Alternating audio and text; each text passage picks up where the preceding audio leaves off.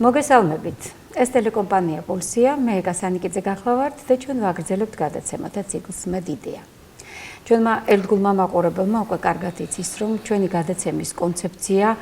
ფაქტობრივად ემსახურება სამედიცინო სფეროში ჯანდაცვის მიმართულებით არსებული ძველი თუ ახალი იდეების შესახებ ინფორმაციის გავრცელებას, განსჯას, ასევე იმ გამოწვევებსა და მიღწევებზე საუბარს, რომელიც ჩვენს დარგში მნიშვნელოვანია კარგი ხარისხის მსოფლიო სტანდარტების დონის სამედიცინო მომსახურების გასაწევად. ეს საქმიანობა კი შეუძლებელია თანამედროვე სტანდარტების შესაბამისი სამედიცინო აღჭურვილობის გარეშე. სწორედ ამიტომ დღეს ჩვენ სამედიცინო აპარატურის, ასე ვთქვათ, სპეციალისტები ჩვენი ძალიან საჭირო ექიმებისთვის, პაციენტებისათვის ძალიან მნიშვნელოვანი სპეციალობის ვიტყოდი ადამიანები, ბატონი მამუკა ლოლაძე და ბატონი ანდრო ათოშვილი მოვიწვიეთ. ძალიან დიდი მადლობა ბატონებო მობრძანებისათვის, საღამომშვიდობისა. საღამომშვიდობის. მოგესალმებით, მოგესალმებით ტელემაყურებელს. მე მინდა ჩვენი საუბარი დღეს გასაგები იყოს როგორც სამედიცინო პერსონალის, ასევე ჩვენი მომავალი კოლეგებისათვის პირველ რიგში, მაგრამ ასევე პაციენტებისათვის, ჩვენი მაყურებლისათვის, რომელმაც შეიძლება დეტალები, წვრილმანები, აი ძალიან რთული საქმისა, რასაც ქვია სამედიცინო დაწესებულების აღჭურვა, იმ აპარატურით, იმ მოწყობილობებით, ასე ვთქვათ, უზრუნველყოფა, რომელთა გარეშეც მართლა წარმოუდგენელია 21 საუკუნის მედიცინა. დაწყებული ჩვეულებრივი, ყველაზე მცირე, ასე ვთქვათ, ფორმისა, გაბარიტებისა თუ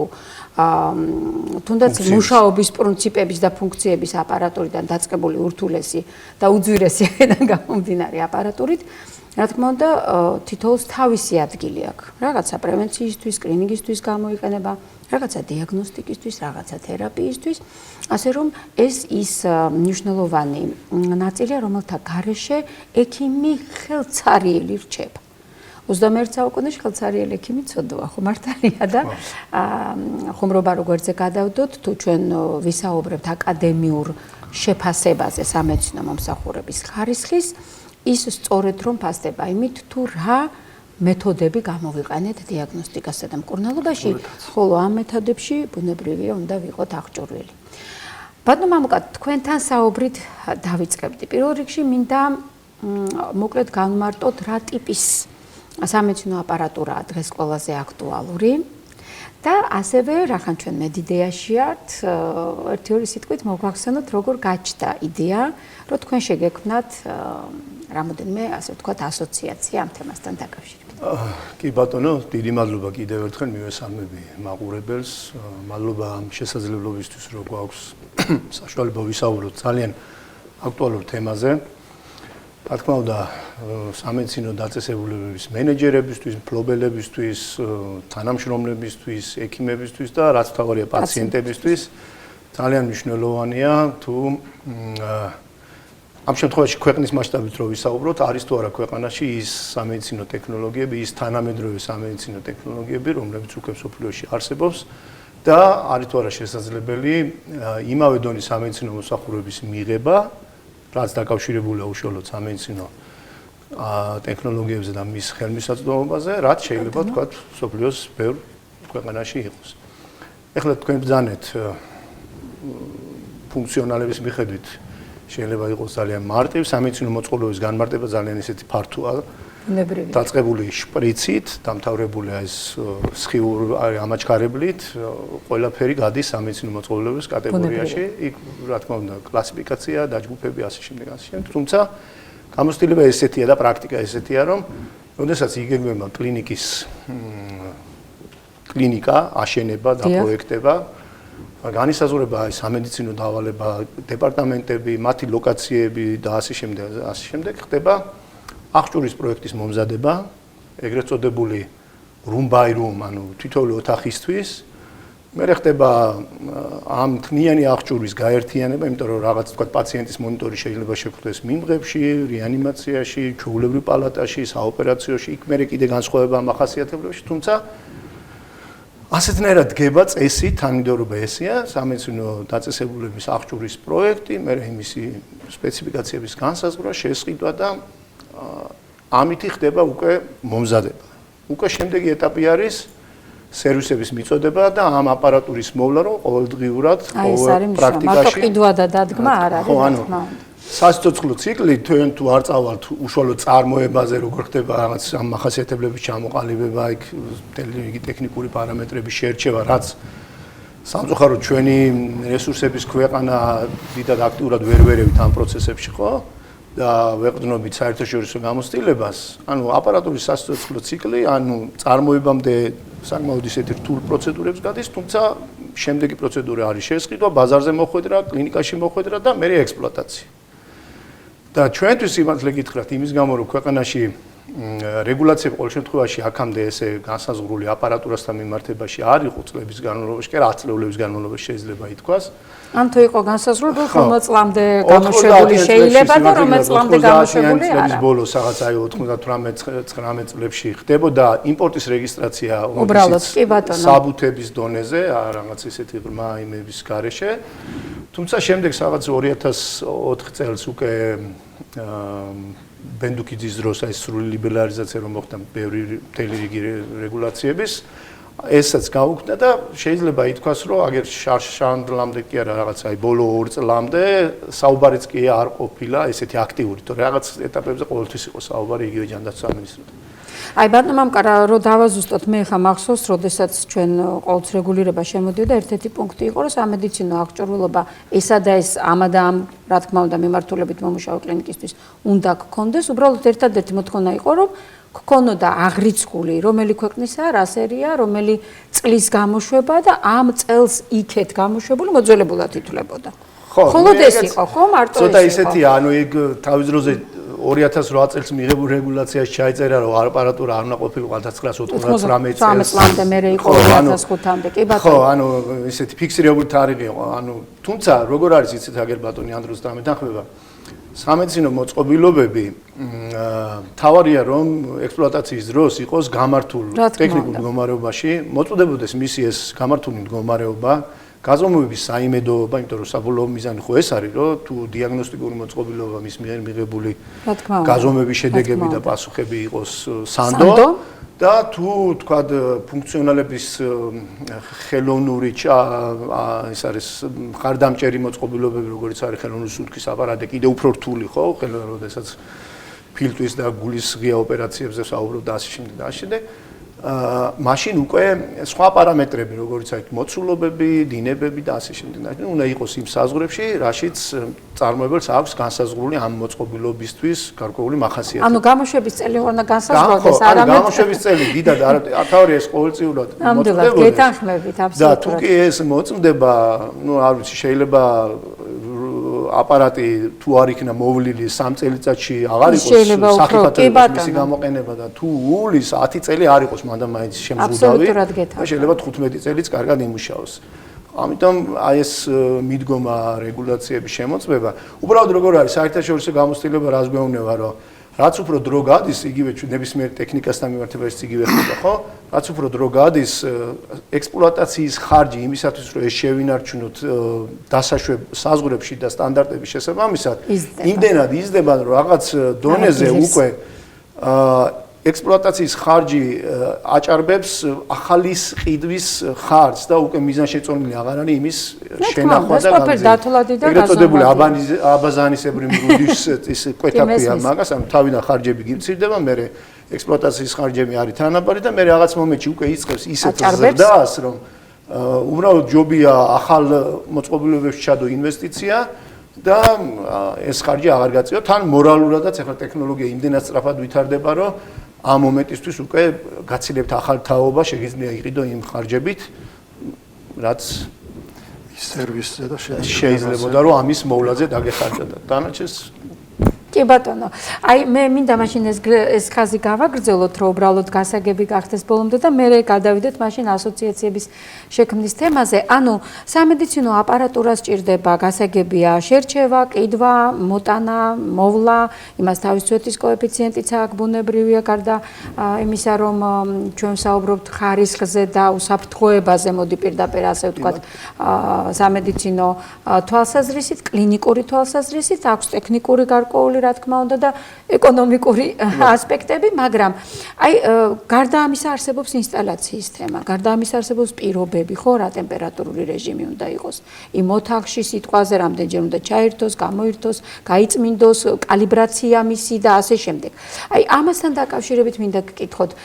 ყველა აპარატს მოყვება თავისი ტექნიკური ინსტრუქცია, ხო? პროსპექტებს რო ვეძახით. რამდენად ხდება შემდეგ უკვე თქვენ დაეხმარეთ, დაუშვათ და მოიტანეთ. მერე უკვე ამის ინსტალაცია, ამის კალიბრაცია ჭირდება დაუშვათ თუ არ ჭირდება თუ მისი შემოწმება. აი ეს ყველაფერი რამდენად მიმდინარეობს კლინიკაში წესების მიხედვით და თუ არის რაიმე რეგულაცია მასთან დაკავშირებით. ეს განპირობებული არის, როგორც მამუკამ თქვა,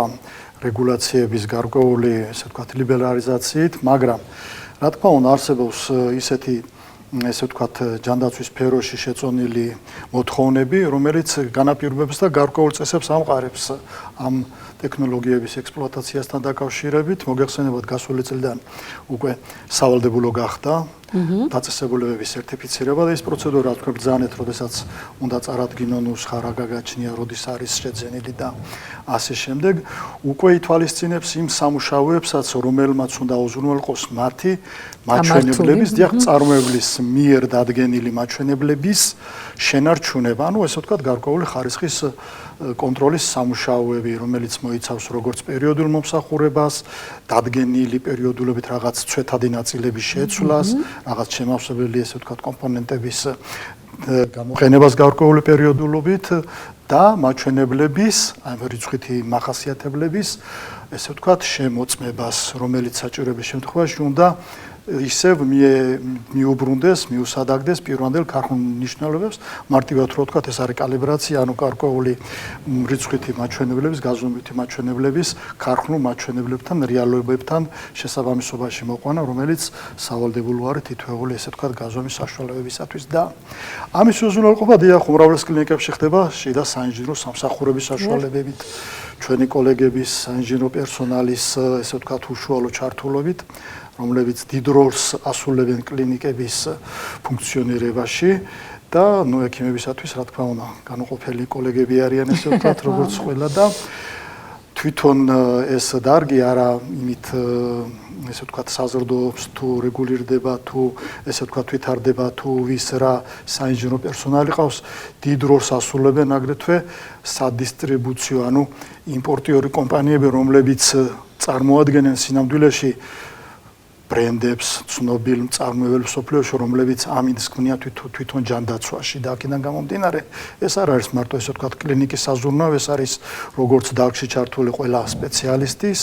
ესე ვთქვათ ბიოსამედიცინო საინჟინრო კოლექტივის, ისე მენეჯერების, ისე ესე ვთქვათ აღმასრულებელი თუ საკანონმდებლო ორგანოების და ისე საერთაშორისო რეგულაციების, ესე რომ კი ბატონო, საკმაოდ სერიოზული და დიდი თემაა, ნამდვილად გეთანხმებით, მით უმეტეს ჩვენნაირი ქვეყნისთვის ეს ვერ იქნება ჩაკეტილი თემა, ჩვენ იძულებული ვართ გამოდომდე ფაქტობრივად არაფერს არ ვაწარმოებთ ხო ჩვენ სამედიცინო აპარატურას მე მქონია შემთხვევაში კოსტარულად ამზადებული ჩვენი ბიჭებისთვის აი ბნელ 90-იანებში მithოვია სწორედ ტექნიკური უნივერსიტეტისთვის ერთ-ერთ გადაცემაში გავიხსენე კიდევაც ეს და ვიყავით ერთ ამბავში რომ როგორმე რაღაცა მოგვეხერხებინა და გადაგვეყვანა მე შუქი რო არ იყო მახსოვს როგორ გადავყავდა ეს ელექტროკარდიოგრაფები ამ ასე ვთქვათ ბატარეების ჩაკეტება მაშინ დაიწყო კი ბატონო მაგრამ ჩვენ ხო ამ ეპოქაში აღარა ვართ და გასაგებია რომ საქართველოს სამწუხაროდ არ ვაწარმოებთ არაფერს მაგრამ ის რაც უკვე წარმოებულია და შემოდის რეპუტაციული საკითხიც არის იმ ბრენდსაც მე გეთანხმებით აინტერესებს ამიტომ რომ ახლავს უფასო ტრენინგებიც ხო მართალია პერსონალის მერე პერიოდულად მონიტორინგი და სხვა მაგრამ აი თქვენ თვითონ ახსენეთ ეს თემა რასაც სამედიცინო ინჟინრები ქვია და მართლა მარჯვენა ხელია ექიმის იმიტომ რომ უბრალოდ არაფერს არ წარმოადგენ თუ არ გიჭირავს ხელში დღეს შესაბამისი სადიაგნოზო სამკურნალო აღჭურვილობა ჩვენ გვაქვს ესეთი ასე ვთქვათ პერქეის და გეგმიური ხო ანუ შემთხვევის მიხედვით, როდესაც უცებ რაღაც მოხდა, გაფუჭდა, გაჩერდა, ან არტეფაქტებს გვაძლევს და ასე შემდეგ, აღარ არის სარწმუნო მაჩვენებლები. რაღაც ესეთი კლინიკო-ლაბორატორიული დისონანსიც ხდება ზოგჯერ და მეორე, როდესაც გეგმიურად, არაფერი არ მომხდარა, მშვენივრად მუშაობთ, მაგრამ გეგმიურად მაინც უნდა ვამოწმოთ. აი ეს თემაც მაინტერესებს, იცით, როდესაც რაღაცა არ არის კარგად მე დაუძახე ექიმს მე ექიმმა დაუძახე ჩემი აპარატურის ექიმს, ანუ სამედიცინო ინჟინერს, ეს გასაგებია. მაგრამ როცა ყველაფერი მშვიდად მიდის, რამდენად ხდება გეგმიურად ნამდვილად შემოწმება, არიან დაინტერესებული კლინიკები და იმიტომ რომ თქვენაც ახლა ბრძანეთ, ეს იმას ნიშნავს, რომ დათვლადია, მოდი მოკლედ ვთქვათ, შენახვის ხარჯი. ხო? ანუ მე როგორც მეპატრონემ ამ კლინიკის დაუშვათ უფრო ბიზნესით დაინტერესებულმა ადამიანმა თუ არ აქვს მნიშვნელობა კლინიკურმა მენეჯერმა, რომელიც პასუხს ვაგებ, უნდა ვიცოდე, რომ ამ წლის ბოლოს ამდენი იქნება ამ აპარატიდან მოგება და ამდენი იქნება ხარჯი, რომელიც მასზე იხარჯება თავის პერსონალიან. კი ბატონო, მოდით შენახვა დავარქვათ მოკლედ ამ აპარატის გასაგები რო გახდეს. ვინაიდან ეს ასია, ხო შეიძლება ვიღაცამ, ახლა მე დიაგნოსტიკის ეთიკის კუთხიდან ვუყურებ, ვიღაცამ იფიქროს, რომ მოდი ცოტა დავზოგავ და წელიწადში 3 ჯერ თუ ეკუთვნის გეგმიურად შემოწმება, ერთხელ შევამოწმებ. შეიძლება ასე რამე მოხდეს? გეტყვით. გულწრფელად რო ვთქვა. გულწრფელად რო ვთქვა, მაგასაც თავისი ისტორია აქვს, ხო? როგორც ქვეყანა ვითარდება, ისე ეს და კი ბატონო, აი მაგიტო ვიკითხე, ჩვენ ქვეყანაში არის ეს პრობლემა. ეს ყველაფერი, თქვა ეს სტანდარტები, დონე, მათ შორის მომსახურების დონე საბოლოოდ, ხო, ყველაფერი მიდის დაფინანსებაზე და ამ დაფინანსების მოცულობაზე. აი თუ გავიხსენებთ ძველ პერიოდს, ბნელ 90-იან წლების შემდგომ რაღაცა. პირველი, თქვა ახალი სამედიცინო აპარატურა რაც კი შემოდიოდა გრანტებით. კი ბატონო. მსოფლიო ბანკის დაფინანსებით. ეს იყო ძირითადად იაპონიის მთავრობის გრანტული დახმარება, რომელიც მაშინ სახელმწიფო დაწესებულების აღჭურვაში ძალიან დიდი როლი ითამაშა და აი პირველი, ასე ვთქვათ, რადიოთერაპიული აპარატიც მე მაქვს კი ბატონო. ხო, იყო რა თქმა უნდა ერთი-ორი იშვიათი გამონაკლისი, რომ აი ესე დამოუკიდებელი კლინიკა თავის პოულობდა რესურსებს და რაღაც დიაგნოსტიკის მიმართულებით განსაკუთრებით აი იგივე ვიცი ხლა რეკლამა რო არ გამომიდეს თავშევი, თუმცა აი სახელმწიფო სამედიცინო დაწესებულებები იყო პირველი, რომლებიც აი 90-იან წლების ბოლოს 97-18-2000-2002 წლებში საგრანტო და ჰუმანიტარული რაღაცა ხერხდებოდა აღჭურვა, ისიც საგრანტო და იმითი. თუმცა უყურეთ პრობლემა რა იყო, რომ ხდებოდა აღჭურვა, მაგრამ შემდეგ მისი მხარდაჭერის ფინანსური რესურსი უკვე აღარ იყო ხოლმე და ხშირად სამწუხაროდ ახლა მე თვითონაც მუშაობდი ხო სახელმწიფო დაწესებულებაში მათ შორის ერთ-ერთი რომელიც ასეთი დახმარების მიღები იყო ფიზიკურად გვიწევდა თქვა სიტყვაზე იყო 10 ერთნაირი აპარატი და რაღაცა დროის გავლის მერე იმის გამო რომ თქვა ამ გეგმიურ სამუშაოებს ვეღარ ვასრულებდი და ფინანსურად ამის რესურსი არ არსებობდა ან სათადარიგო ნაწილების ეს უწყვეტი მოწოდება ისევ ხარჯებთან ასე შემდეგ ხანდახან იყო რომ გამოსავალს ვეძებდით რომ თქვა ერთი აპარატი თუ დაზიანდებოდა მე ამ დაზიანებული აპარატიდან გადმოქონდა რაღაცა ნაწილები თუმცა რა თქმა უნდა ცხოვრება წინ მიდის ბუნებრივია ყველაფერი ვითარდება იმასთან იმ პერიოდთან შედარებით მდგომარეობაც რადიკალურად არის შეცვლილი იმ მხრივ რომ დღეს სახელმწიფო დაწესებულებების წილი შემცირებულია კერძო კლინიკების წილი გაცილებით დიდია და ახლა კერძო ინვესტორს რომელიც ამ თემას უყურებს როგორც ბიზნესს რა თქმა უნდა და ფული აქვს ჩადებული ამ აპარატურის შეძენაში მისთვის კიდე უფრო საინტერესოა იმ სწორი მოვლის დაგეგმვა და ღონისძიებების გატარება იმისთვის რომ მისი ეს ინვესტიცია სუფთა ეკონომიური კუთხით რომ მიუდგეთ ამ იმას უცებ რაღაცის გამო ძალიან არ დაზიანდეს და მისი მერე შეკეთება რაღაც კოლოსალურ თანხებთან არ იყოს დაკავშირებული ხო სუფთა ის არის თუმცა აქაც როგორ არის იცით რომ საზღვარგარეთ გამოცდილება არის რომ როგორც შენობებს აქვთ ეს ეგრეთ წოდებული building management სისტემები ანუ თანამედროვე პროგრამული უზრუნველყოფები რომლებიც გეხმარება იმიტომ რომ როცა დიდ მასშტაბებზე გადიხარ და დიდ მოცულობებზე ხო ცოტა ძნელია მხოლოდ რაღაც Excel-ის ფაილში კონდეს ეს ინვენტარიზაცია გაკეთებული და იქ რაღაც გრაფიკები მითითებული რომ თქვა 6 თვეში ერთხელ რაღაცა ხო მე რადგან მქონდა ესე როცა დაწესებულებაში მუშაობდი და მქონდა რაღაც ისა მეც ერთი Excel-ის ფაილით ვახერხებდით მეტნაკლებად და ახლა მე ქართულ რეალობასაც ცდილობდი რომ მოგერგო რომ თუ თქვა წარმოებელს ეწერა რომ რაღაცა წელიწადში ერთხელ უნდა გაკეთებოდა ნუ ჩვენ ცდილობთ თქვა წელიწად ნახევარს არ გადაგვეცილა და რაღაც მაქსიმუმ ესე მაგრამ მე რას ვამბობ რომ ასევე მნიშვნელოვანია თანამედროვე სიტუაცია შეიძლება დამოკიდებულება ინტერესი გაქვს მაგრამ ამისთვის ინსტრუმენტებიც უნდა გქონდეს და ამ ინსტრუმენტებში მათ შორის შედის სპეციალური პროგრამული უზრუნველყოფები სადაც გაწერა ხდება თავიდან აი შესყიდვის ეტაპზევე ხდება თითოეული მოწყობილობის ეს გეგმიური ღონისძიებების გაწერა თუ წინასწარ ვიცით რომ რაღაც ნაწილები ამ გეგმურ ღონისძიებაში მხოლოდ გაწმენდა და შემოწმება არ არის და რაღაც უნდა შეიცვალოს კიდევაც ხო როგორც ავტომექანის შემთხვევაში ზეთი უნდა შეცვალო, ჰაერის ფილტრი უნდა შეცვალო და რაღაც მსგავსი არის ამ მეცნიერულ მოწყობილობებში ცოტათი ნაწილები რომელზეც რეკომენდაცია წარმოგვიდგენს რომ რაღაცა პერიოდულობით უნდა იცვლებოდეს ხო ამ ყველაფრის მითითება ხდება ეს პროგრამა თვითონ გახსენებს რაღაცა დროით ადრე რომ შენ რაღაც ჩასატარებელი გაქვს და თან თუ იქ სათადარიგო ნაწილები ან აქსესუარები გაქვს თუ არა მარაგი და ასე შემდეგ იქ საწყობს უყურებს და ასე შემდეგ ანუ საკმაოდ რთული პროცესია მაგრამ თუ კი ამ ყველაფრით მონდომება არის და პლუს ასეთი მსგავსი პროგრამული უზრუნველყოფა გააქვს და ჩართულია ყველა მობილიზებულია მაშინ სწორედაც რომ ესე უნდა ხდებოდეს და ესე ხდება იქ შემთხვევებში. სწორედ მაგიტო დავსვი ეს კითხვა. და ერთ-ერთი ახლა აგერ ანდრომ ძანა ეს შარშან რომ უბრალოდ 2025 წლის 1 იანვრამდე სავალდებულო საერთაშორისო აკრედიტაციები უნდა გაევლოთ კლინიკებს, ხო? კლინიკებს კი ბატონო, შედიოდა. შედიოდა ეს რომ უნდა ქონოდათ სამედიცინო მოწყობილობასთან მიმართებაში გარკვეული შიდა რეგულაციები მოწესრიგებული. თუმცა აღსანიშნავი რა არის რომ ეს რეგულაციები იმის გამო რომ ეს საერთაშორისო სააკრედიტაციო ბიუროები თუ სამსახურები ვინც იძლეოდნენ ამ ყველა სხვადასხვა და ყველა სხვადასხვა მიდგომა და სხვადასხვა დონეზე ჩადიოდნენ იმამდე რეალურად თრად ერთგვაროვანი შეფასება ამ კუთხის არ გვაქვს და აი ეხლა რომ დაუბრუნდეთ ჩვენს ასოციაციებს ასე ვთქვათ რა ჩვენ სწორედ თვლით რომ დღევანდელ პერიოდში მომწიფდა სიტუაცია იმისთვის რომ ამ თემებზე უფრო მეტი ვისაუბროთ ეს რაღაც რეგულაციაში მოვაქციოთ იგივე ამ შემთხვევაში აი ეს აკრედიტაციის თემები როდესაც სხვადასხვა ჩვენი საკუთარი სტანდარტი ხო როდესაც სხვადასხვა ისინი საერთაშორისო ორგანიზაციები ვინც აკრედიტაციებს იძლევიან სხვადასხვანაირად უდგებიან აი ამათი გასაშუალოებული მიდგომები ჩამოვაყალიბოთ შევათანხმოთ კლინიკებთან რომ ეს ყველასთვის მისაღებია რომ რაღაცნაირად თანაბარ პირობებშიც რო იყოს იმიტომ რომ ვიღაცამ რაღაც რთული პროცედურები გაიარა და აქვია რომ სერტიფიკატი მიიღო ვიღაცამ გაცილებით მარტივად გაიარა იგივე და მასაც ქვია რომ სერტიფიკატი მიიღო ამიტომ რაღაც გასაშუალოებული არ ვაყოლო ყველა თქვათ ის ურთულესი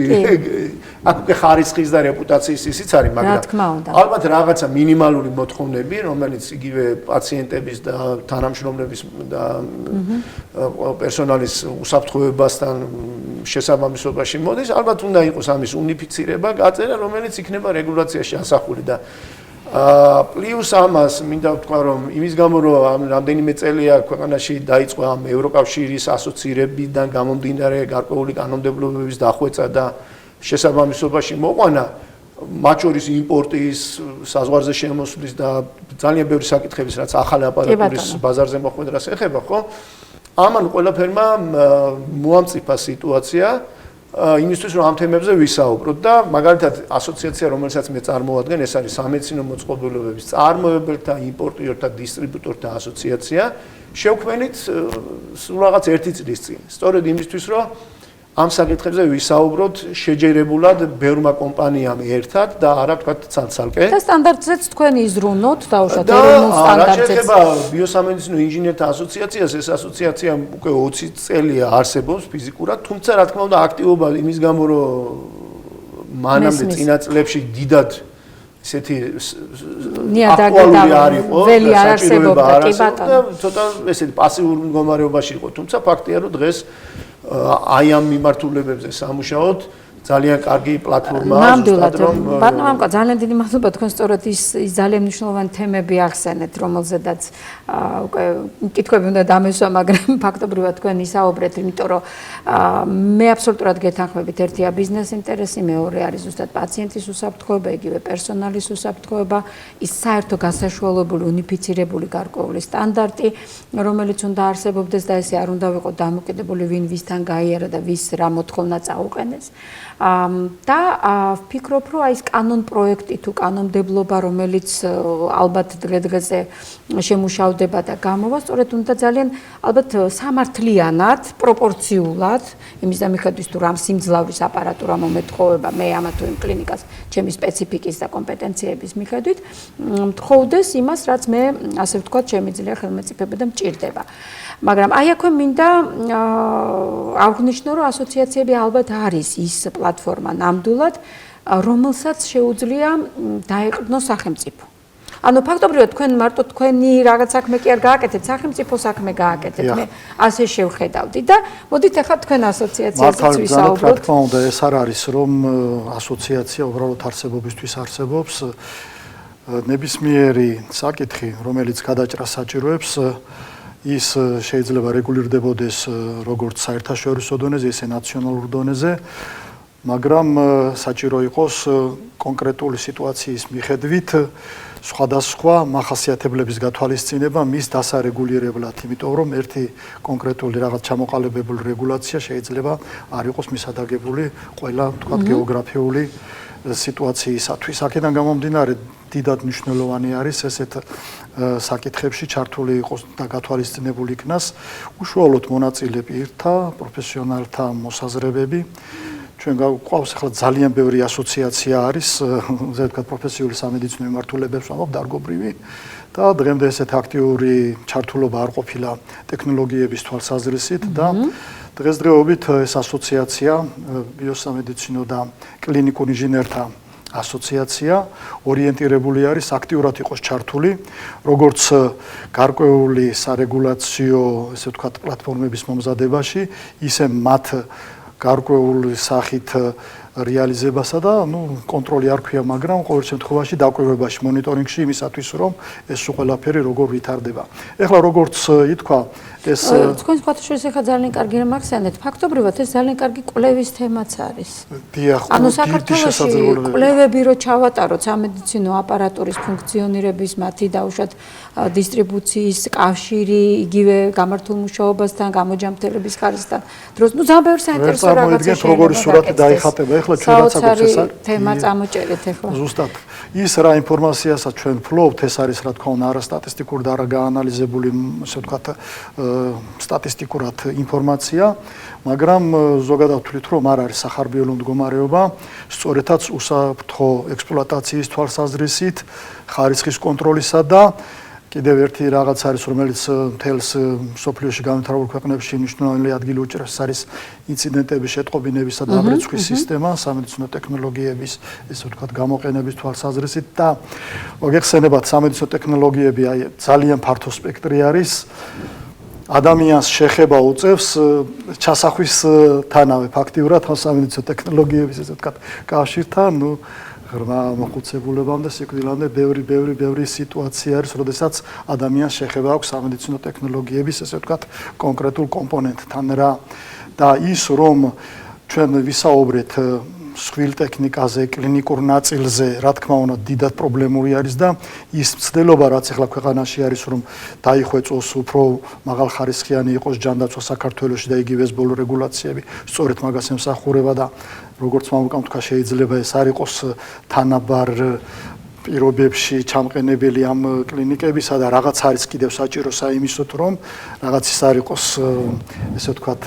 ფანჯრები საიმისოთ, რომ რაღაცა ვიღაცისთვის ადვილად მაგრამ უნდა დაბალანსდეს, კი, რა თქმა უნდა. ამიტომ ეს ვინც ხედავს თვალით, იმან უნდა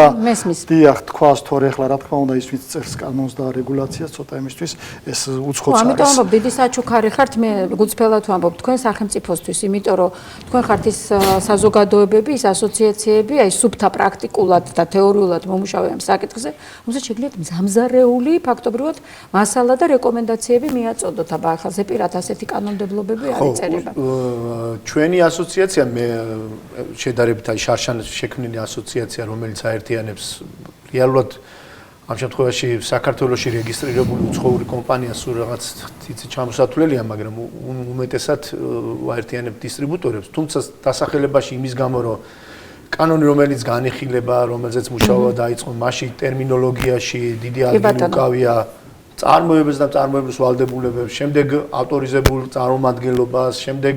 ავტორიზებულ იმპორტიორს, შემდეგ ავტორიზებულ დისტრიბუტორს და ბოლოს უკვე მოხმარებლებამდე მივიდივართ ხო კლინიკებამდე. ამიტომ თვითონ ასოციაციასაც ესე დავარქვით სახელი, წარმოებელთა, იმპორტიორთა და დისტრიბუტორთა ასოციაცია სამედიცინო მოწყობილობების და ეს განაპირობა იმან რომ რაღაც დაახლოებით ნახევრის წინ დაიწყო ჯანდაცვის სამინისტროს მხრიდან მუშაობა კანონზე. კანონზე კი ბატონო. პრინციპში ჩვენთვის უცნობია ვინ გახდნენ ასე ვთქვათ უშუალოდ ავტორები, ანუ რა ჯგუფმა მე რამდენადაც ვარ ინფორმირებული ევროკავშირის დაფინანსებით მოხდა მაშინ რაღაც კანონის ამ წინასწარი ვერსიის მომზადება თვითონ. კი ბატონო. თუმცა ეს კანონიც ჩვენ ვფიქრობთ რომ და იყოს მორგებული საქართველოს დღევანდელ რეალობაზე. კი ბატონო. ამ კანონის ნაწილი, ძირითადი ნაწილი ეხება უფრო წარმოების და ბაზარზე მოხვედრის აი ამ ციკლს და რეგულირებას ამ საკითხების და ჩვენი ამ იმპორტიორების ეს გაერთიანება, იმიტომ რომ ჩვენ როლს ვთამაშობთ, რა თქმა უნდა, აქტიურს, მაგრამ პოზიცია არის ესეთი, რომ ეს თუ არ იქნა ქვეყნის რეალობის შესაბამისად ყველაფერი, მაშინ ჩვენზე არ ვსაუბრობთ, მაგრამ შეიძლება პრობლემები შეიქმნას მოწყობილობების იმპორტზე, ფიზიკურად, საზღვარზე, საერთოდ შემოვიდეს. არ უნდა გაართულოს ახალმა კანონმდებლობამ, არ უნდა გაართულოს პირიქით და დამატებითი ბარიერები არ. შეიძლება პრობლემები შეიქმნას, რაც ახლა დღევანდლამდე არსებული მდგომარეობით საქართველოში ეს რომ კანონმდებლობა არ არსებობს, ამას ორი მხარე აქვს, ხო, პლუსის და მინუსი. პლუსი და მინუსი, კი ბატონო. მინუსი ის არის, რომ რაღაც თემები შეიძლება დაურეგულირებელია და აქ შეიძლება უხარისხო პროდუქციაც მოხდეს და ასე შემდეგ და ასე შემდეგ. თუმცა დიდი პლუსი ის არის, რომ რადგან ესეთი მკაცრი კანონები და რეგულაცია არ გვაქვს, თუ კი რამე მსოფლიოში სიახლე არის და შემდეგ კლინიკა დაინტერესებული ამ სიახლის დანერგვით და ამისთვის თქვა ფინანსური რესურსების მობილიზაციას ახერხებს, არანაირი ბარიერი არ არსებობს, ბიუროკრატიული ეს აქ ვერ მოვიდეს და ძალიან ხშირად არის, რომ უცხოელები, ანუ წინა პერიოდში იგივე შიდა რეგულაციების, მკაცრი რეგულაციების მქონე ქვეყნები და რო ჩამოდიოდნენ სტუმრები და ნახულობდნენ, უკვირდათ ხოლმე, იმიტომ რომ რაღაცა გამოვიდა მწარმოებელმა გამოუშვა რაღაც საქართველოში გვაქვს აპარატი, რომელიც მხოლოდ შეიძლება აი თქვა და ევროპაშია და ამერიკაში არ არის, ან ამერიკაშია და ევროპაში არ არის, იმიტომ რომ არა აქვს ეს ორივე ბაზრის რეგულაცია გავლილი და უცებ საქართველოში ხედავენ და ამათთვის ეს სურპრიზი იყო ხოლმე და ეს ჰიპერბიუროკრატიზმია ზოგადად. ამიტომ ვფიქრობთ, რომ ამას არ არსებობას თავისი პლუსები და მინუსები რა თქმა უნდა. მაგრამ ამიტომ არის თქვენი ჩართულობა საჭირო. ის რაც უნდა შეიქმნას და თქვა საბოლოო ჯამში დამტკიცდეს პარლამენტის მიერ, ხო, უნდა იყოს ისეთი ვერსია, რომელიც რეალურად იმუშავებს ჩვენს პირობებში და ამიტომ გავლილია ასოციაციის თვითონ სფეროს არ შეუქმნის სამედიცინო დაწესებულებებს და პაციენტებს არ შეუქმნის რისკს იმის გამო, რომ შეიძლება შეიქმნეს ვაკუუმი. კი ბატონო, აი ეს არის ჩვენი ესეთი რა მედიკამენტებზეც ხდება ხოლმე და უბრალოდ ჩვენი პოზიცია ახლა მე დეტალებში ალბათ არის ის რომ თქვა რაღაცის რომელიმე გამოცდილების უბრალოდ აიღე, თარგმნე და გადმოიტანე, მასშტაბები სხვა არის, შესაძლებლობები სხვა არის. მე ვფიქრობ, ეს სამინისტროა სპეციალისტების ჩართულობისთვის და იმედია თქვენ იქნებით. კი ბატონო, შარშან იყო ამ საკითხებზე განხილვა, მე დაპაუზა, მე მინისტრი შეიცვალა თვითონ და ძალიან ბევრი სტრუქტურაში და ჯერჯერობით ეს თემა მოკლედ დაპაუზებულია და ნუ იმედი გვაქვს რომ გააქტიურდება, იგივე ეს არის ვალდებულება ევროკავშირთან ასოცირების კუთხით, ამიტომ რა ვიცი, იმედი გვაქვს რომ გააქტიურდება და ჩვენც ერთი ასოციაციაც და მეორე ასოციაციაც გამოთქვათ საუბარს რომ ეს იყო იდეა ჩვენი საუბრის რომ კანონმდებლობის დახვეწაში და რაც მთავარია ეს კანონი და ის ვერსია რაც განიხილებოდა ხო აი თქვა შარშან ის მოიცავს მხოლოდ იმპორტს და ასეთ საკითხებს წარმოებლების მხარეს ვალდებულებას და ჩვენ ვფიქრობთ რომ თუ კი ეს კანონი სამედიცინო მოწყობილობების შესახებ შეიქმნება მაშინ უნდა მოვიცვათ მთლიანად არა მხოლოდ თქვა წარმოებელთან რაღაც ურთიერთობები და იმპორტი ასევე რაზეც ვისაუბრეთ აქ ექსპლუატაცია და გავაგრძელოთ ეს თემა ისე ბატონო, იმიტომ რომ თქვენ ცოტა ჩვენ გადავედით საუბარზე და შეგაწყვეტინეთ. ანუ სამედიცინო ინჟინრების როლზე რო გავამახვილოთ, ახლა თქვენ ამაზე საუბრობდით. ესე მომეწონა თქვენი ტერმინი, ისე ადრე იყო ბიოინჟინერი, დაუშვათ და სამედიცინო, მაგრამ ახლა თქვენ თქვით კლინიკური ინჟინერი. აი ეს თემა რო გავაგრძელოთ და ბარემ იქნებ ვისაუბროთ მომზადება გადამზადების ამბავში როგორ ვართ ამ სპეციალისტების, ხომ არა გვაქვს დეფიციტი. არ თავბრძანებთ, ეხ მნიშვნელოვანი საკითხი არის, როგორც თქვით, განსაუბრობდით ესეთ მიმართულებაზე, რაც არის კლინიკური ნაწილი, უბრალოდ შევეხები, რომ კიდევ არსებობს ეს მიმართულება, რომელიც გარკვეული რეგულირების და მხარდაჭერის გარეშე ეს არის შინმოვლაც, იმიტომ რომ მოგეხსენება დღესდღეობით ბინაზე ძალიან ბევრი სხვადასხვა სახეობის ტექნიკა გამოიყენება და სამწუხაროდ გარკვეული რეკომენდაციები ან ინსტრუქტაჟი ან რაღაც ცოტა ისეთი არის. სწორედ ამ ასოციაციის ფარგლებში ვაპირებთ, რომ ყველა აპარატისათვის, ყველა მიმართულებისათვის გავაკეთოთ მოკლე ინსტრუქტაჟი და უფასოდ საჭიროების შემთხვევაშიც სხვათა შორის სერვისიც გქონდეს შესაძლებლობა იმისა, რომ ის ვინც ბინაზე იყენებს აპარატურას და ამაზე შეიძლება კვლევის გაკეთება. დიახ, ეს ყველაფერი მნიშვნელოვანია. შესაბამისად, ეხლა ესე თუ ასე გარკვეულწილად ხარდაჭერილი არის კლინიკური ნაწილი საინჟინრო პერსონალის თვალსაზრისით, მაგრამ ჩვენი სტატისტიკის მიხედვით კლინიკების უმრავლესობა განიცდის ამ კადრების ნაკლებობას, საჭიროებას და ისე როგორც ალბათ ყველა სფეროში მნიშვნელოვანი არის პროფესიული, ცოდნით აღჭურვილი, მოტივირებული ახალგაზრდები, ასაკოვანი ხალხიც არ აქვს მნიშვნელოვანი, თავარი არის სურვილი იმისა, რომ ესეთი მნიშვნელოვანი დარგი, რომელიც მოიცავს ტექნოლოგიების ფართო სპექტრს და ტექნოლოგიები თავის შინაარსში წარმოედგინეთ, ფაქტიურად არ არის ისეთი განყენებული რაღაც, ვთქვათ, როგორც ავტომოტო ან რაღაცეთი საავიაციო რამე მრეწველობაში, ფაქტიურად აქ არის ცოდნის ფართო სპექტრი საჭირო საიმისოთ, რომ კლინიკური ინჟინერი გერქვას და არა კონკრეტული ერთი სახეობის მონიტორთან ან სუნთქვის აპარატთან მუშაობდი, არამედ შესაძლებლობა ქონდეს საიმისოთ, რომ გარკვეულწილად სულ მცირე კონტროლის დონეზე მაინც ჩართული იყოს ადამიანი თავისი ცოდნით ამ მნიშვნელოვანი საქმეების განსახორციელებლად კლინიკებში. აქედან გამომდინარე ეს ასოციაცია ერთ-ერთ მნიშვნელოვან საზრუნავად ისახავს და ამის დასტურა ის რომ ჩვენი ესე ვთქვათ გამგეობის და წევრების უმრავლესობაც არის აკადემიური ესე ვთქვათ სფეროდან თანამშრომლობთ საიმისოთ რომ დაიხვეწოს ეს საგანმანათლებლო პროგრამები სტუდენტურ საბაკალავრო მაგისტრატურის თუ სადოქტორო დონეებზე და ის რაც დღესდღეობით საქართველოში არ არსებობს და გვინდა რომ აუცილებლად ამოქმედდეს ამაზე ჩვენ გვაქვს თანამშრომლობა და მოლაპარაკებები მნიშვნელოვანი კარგი ბრენდების წარმომადგენლებთან საიმისოთ რომ იყოს სასწავლო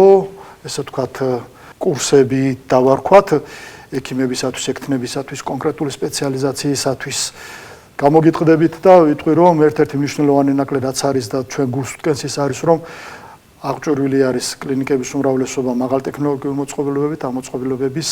შესაძლებლობების 60-70%-ის გამოყენებაც არ ხდება მედპერსონალის მიერ. საკმაოდ ძალიან დიდი გეთანხმებით, ამიტომ დავსვი ეს კითხვა, ამიტომ რომ გვინდა რომ ეს ეფექტი აიწიოს. გადამზადება უნდა მოხდეს არა მარტო სამედიცინო ინჟინრები ვიგულისმა, რა თქმა უნდა, არამედ კი, რა თქმა უნდა, ამაში სამედიცინო პერსონალიც და მათ შორის მოხმარებელი. ძალიან მნიშვნელოვანია სანიტრების გადამზადებაც, იმიტომ რომ მე არ დამავიწყდება ეს ახალ კონდა მერე შემთხვევები, როდესაც ელემენტარულად არ იცოდა რა არ უნდა გამოერთო, რა უნდა ჩაერთო იმის გაწმენდის და დალაგების დროს, რას უნდა შეხებოდა, რას არ უნდა შეხებოდა და შეიძლება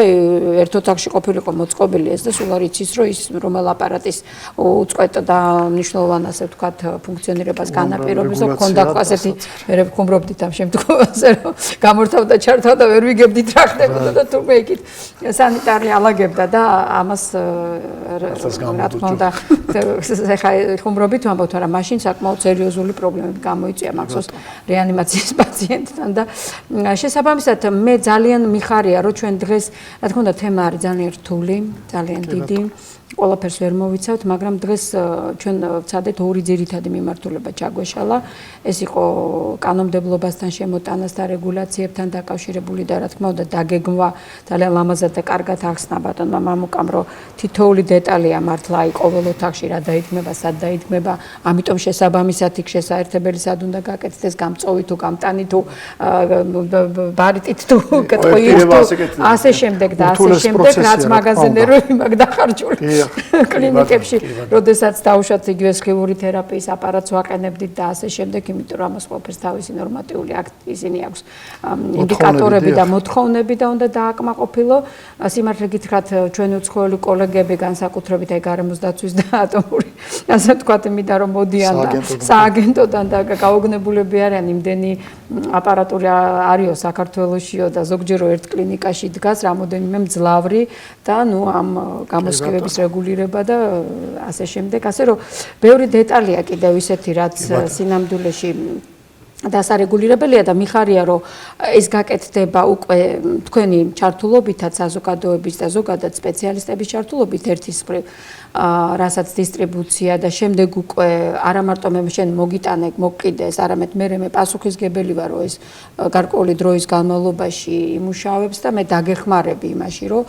ისწავლოთ თუნდაც ამის გამოყენება და რაც თქვენ ბრძანეთ კურსები მე ჩემის მხრიდან შემიძლია ვთქვა რომ რახან ისე მე იდეაში ვარ და ეს რაღაც იდეა მე მგონი კარგი გაჩნდა ეხლა რომ უნივერსიტეტებთან დავუშვათ იგივე დაინტერესებულ კლინიკებთან ერთად ჩვენ ვაკეთებთ ხოლმე უსეგე კურსებს ეს არის უწყვეტი სამედიცინო განათლების კურსები მოდით ერთ-ერთი აი მე თვითონაც სიამოვნებით დავწერ ერთ-ერთი დავწეროთ უკვე რომელიმე კონკრეტული მიმართულებისათვის და მინიმუმ ესე 4-5 დღიანი პატარა კურსი ჯერ ერთი გავაკეთოთ ყველაზე მარტივი ესეთ პილოტურად ყველაზე მარტივი დავუშვათ იგივე საექთნო პერსონალისთვის თუ სამედიცინო პერსონალისთვის როგორ უნდა გამოიყენოს სწორად ესა თუ ის აპარატურა ამა თუ იმ განყოფილებაში და შესაბამისად მე ვფიქრობ რომ უკვე აი თქვენ რაც ბრძანეთ სამედიცინო პერსონალის გადამზადება ეს ერთად შეგვიძლია გავაკეთოთ. და დანარჩენი რაც უფრო სუფთა სამედიცინო ინჟინერიის და კლინიკური ინჟინერიის საკითხია, იქ ალბათ უკვე თქვენი სპეციალისტების მომზადება შესაბამისი საბაკალავრო და სამაგისტრო პროგრამებით ხდება ალბათ, ხო? თუ სწორად ვხვდებით და მე ვფიქრობ, რომ თქვენ აქ გაქვთ დიდი კავშირები უცხოელ სპეციალისტებთანაც, რომ გაიარონ გარკვეული პრაქტიკა იმ ძალიან გვეხმარება რა თქმა უნდა. კი ბატონო, მე უკვე ეს სამედიცინო ინჟინერები ასე ვთქვათ დეფიციტური სპეციალობა აღარ იყოს და ყველა კლინიკას ყავდეს თავისი, თორემ მე ვიცი შემთხვევები, როდესაც 10 კლინიკას ერთი ყავს და დარბიზე საწყალი ყველგან და მართალი ბრძანდებით შეიძლება ხარისხიც დაეცეს და თვითონ პერსონალმა ამ სულ პატარა რაღაცა შეიძლება იყოს გამოსასწორებელი ამის გულწრფის სამი დღე ელოდებიან და ვერ იყენებს 70%-ს აი როგორც თქვენ ბრძანეთ სამედიცინო პერსონალის შესაძლებლობით. მაგაზე გეტყვით ყოფილა შემთხვევები, ეხლა უბრალოდ ცოტა წინ წავიდე და თქვა ეს ვიდეო კომუნიკაციები გაიოლდა, თორე ყოფილა შემთხვევები, რომ